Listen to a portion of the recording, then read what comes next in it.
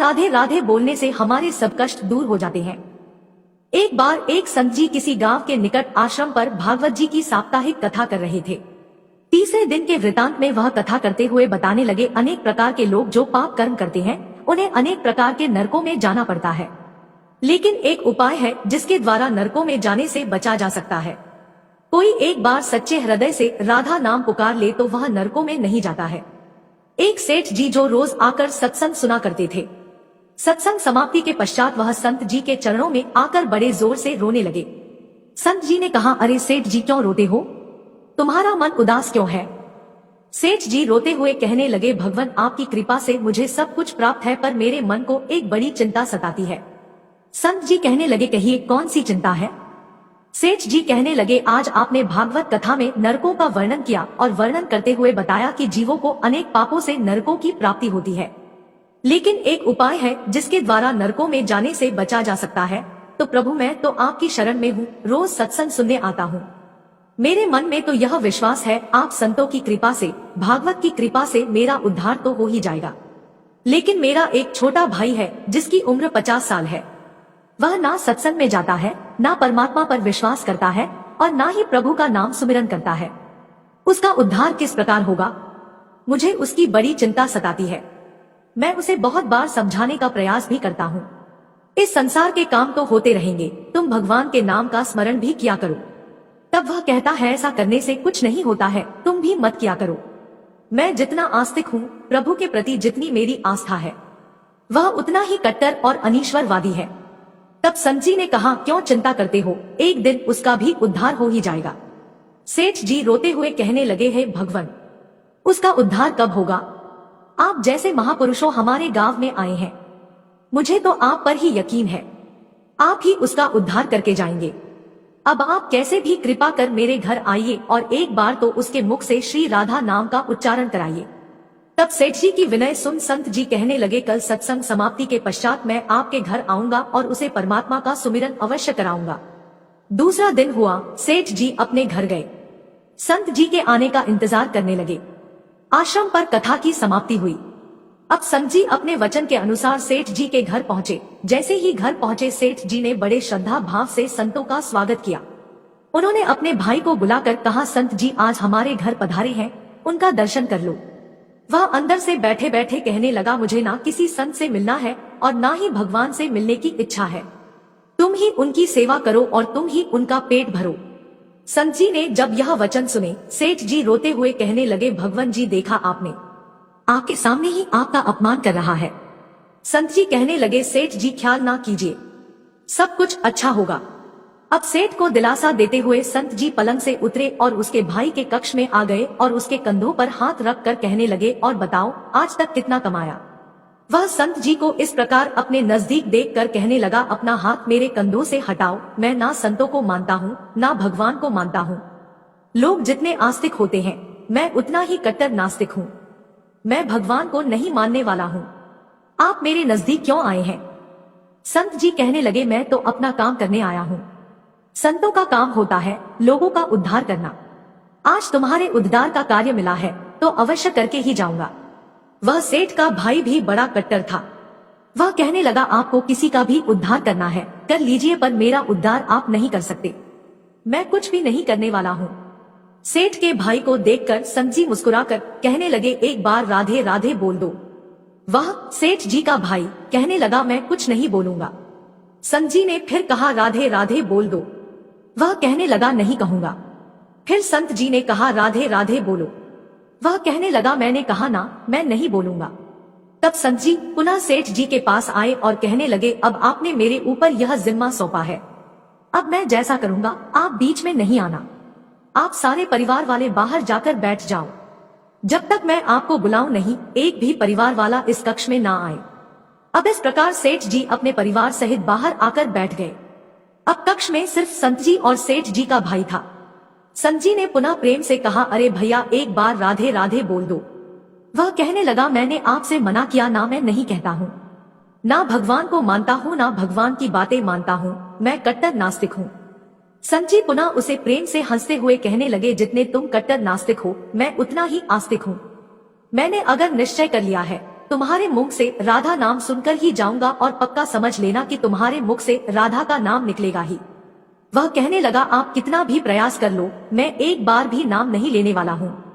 अब संत महापुरुष होते तो बड़े दयालु है, पर लीला मात्र उन्होंने क्या किया, उस सेठ के भाई का हाथ पकड़ा और हाथ पकड़कर जोर से घुमाने लगे। अब वह सेठ ठहरा 50 साल का, वृद्ध अवस्था थी, संत भी वृद्ध थे, पर संतों के अंदर भक्ति का तेज होता है।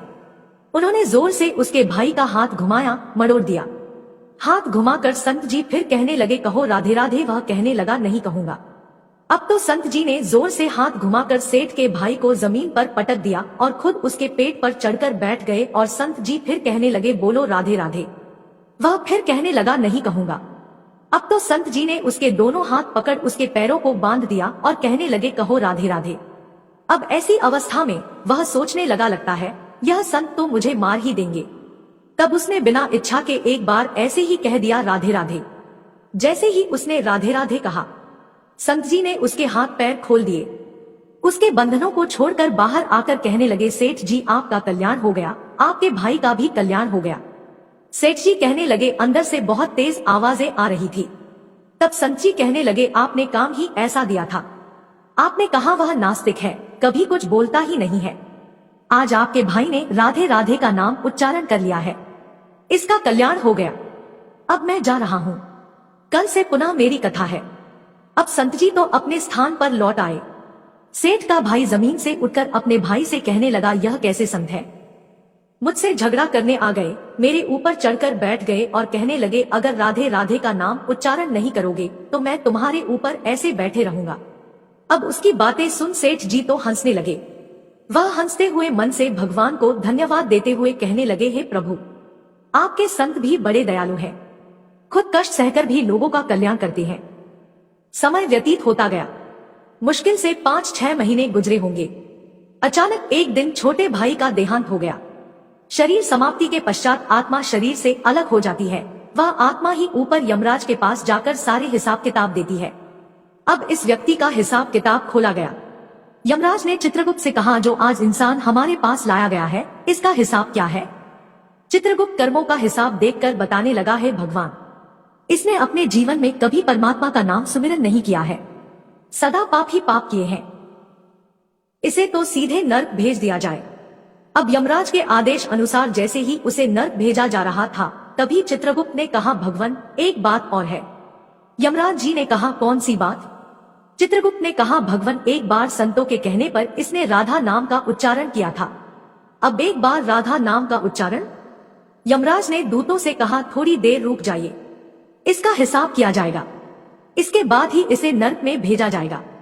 यमराज ने पुनः चित्रगुप्त से कहा, जल्दी से इसका हिसाब देखो और कहीं इसने परमात्मा का नाम उच्चारण तो नहीं किया है। चित्रगुप्त ने फिर से पुनः सारा हिसाब देखा और देखकर कहने लगे, भगवान, इसने एक बार जो नाम उच्चारण किया है वह संतों के भय से किया था, दिल से भी नहीं किया था, पर एक बार राधा नाम का उच्चारण किया है। अब यमराज जी विचार करने लगे कि अब एक बार राधा नाम का उच्चारण और सारा जीवन पाप में, अब क्या किया जाए। तब यमराज ने उसी इंसान से पूछा, एक बात बताओ, हम तुम्हें पहले राधा नाम उच्चारण का फल दे या तुम्हें नरकों में भेज दिया जाए। तब वह भक्त हाथ जोड़कर कहने लगा, भगवान, नरक में तो जाना ही है, इससे अच्छा है आप मुझे एक बार राधा नाम उच्चारण का फल दे दो, फिर मुझे जहाँ चाहो भेज देना। अभी यमराज जी अपनी पुस्तक खोलकर देखने लगे कि एक बार राधा नाम उच्चारण का फल क्या है। उन्होंने सारी पुस्तकें खोल दी पर उन्हें कहीं फल दिखाई नहीं दिया। तब वह विचार करने लगे, एक बार राधा नाम उच्चारण का फल तो मुझे पता ही नहीं है। तब वह अपनी शंका के निवारण करने के लिए उस भक्त को अपने साथ लेकर स्वर्ग लोक में आ गए। स्वर्ग में आकर यमराज ने इंद्रदेव से कहा, है इंद्रदेव, मुझे बताइए एक बार राधा नाम उच्चारण करने का क्या फल है। तब इंद्रदेव ने बहुत प्रयास किया पर उन्हें भी इसका फल पता नहीं चला। तब वह सब देवता मिलकर ब्रह्मदेव के पास आए। ब्रह्मदेव ने जब उन सबको देखा तब ब्रह्मदेव उनसे पूछने लगे, यह आपके साथ इंसान कौन है।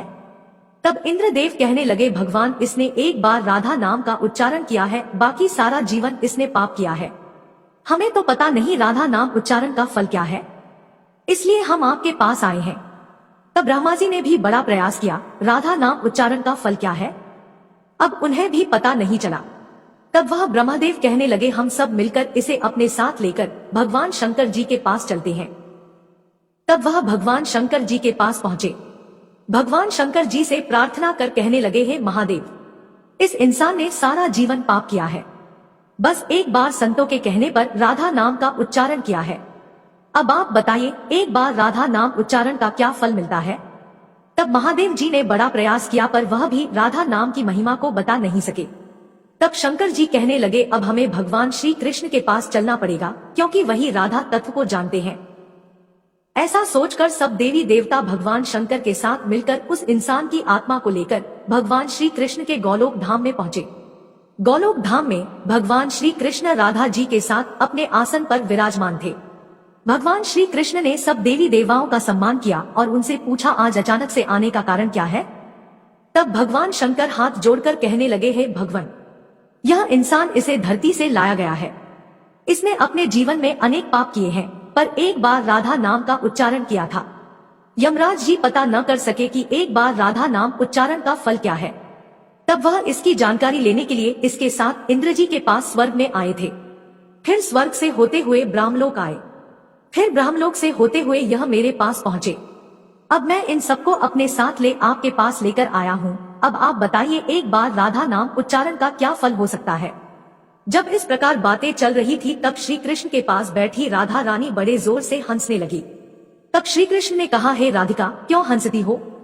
तब राधिका कहने लगी, है भगवान, यह अभी तक राधा नाम का महत्व समझ नहीं सके हैं। तब भगवान शंकर जी कहने लगे, हे महारानी, राधिका के नाम का क्या असर है, आप हमें बताइए ना। तब राधिका जी कहने लगे, हे महादेव, आप खुद सोचिए, इस व्यक्ति ने एक बार राधा का नाम जपा, वह एक बार राधिका के नाम जपने से स्वर्ग लोक की सैर करके आया, ब्रह्मदेव का ब्रह्मलोक में दर्शन करके आया, आपके महादेव लोक में आपका इसने दर्शन किया है। आज एक बार उच्चारण के प्रभाव से यह आप सबको साथ लेकर हमारे गोलोक धाम में आया है, मेरे दर्शन और श्री कृष्ण का पूजन कर रहा है। इससे अधिक राधा नाम का और फल क्या हो सकता है? जब राधिका जी ने इस प्रकार एक बार राधा नाम का पूरा महत्व बताया तो यमराज कहने लगे, यह तो बड़ा अनंत फल है।